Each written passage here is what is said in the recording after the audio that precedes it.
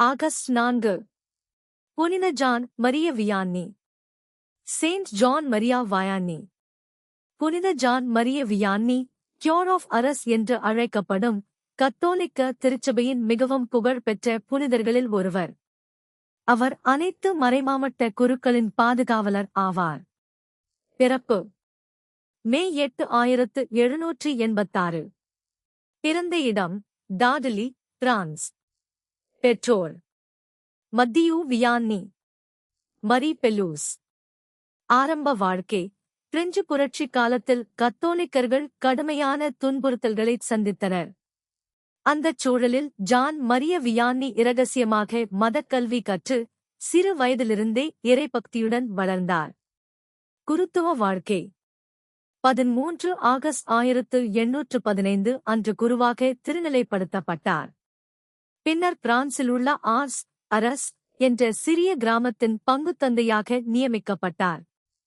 அங்குள்ள மக்களை ஜெபம், தவம், மனந்திரும்புதல் மற்றும் அன்பின் வழியில் நடத்தினார்.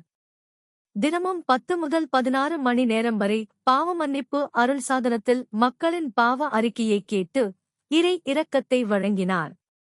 அவரின் புனித வாழ்க்கையைக் காண ஆயிரக்கணக்கான மக்கள் ஆர்ஸுக்கு வந்தனர்.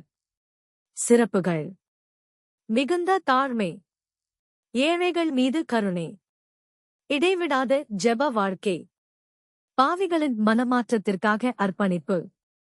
இறப்பு 4 ஆகஸ்ட் 1859. Hours, France. வயது 73.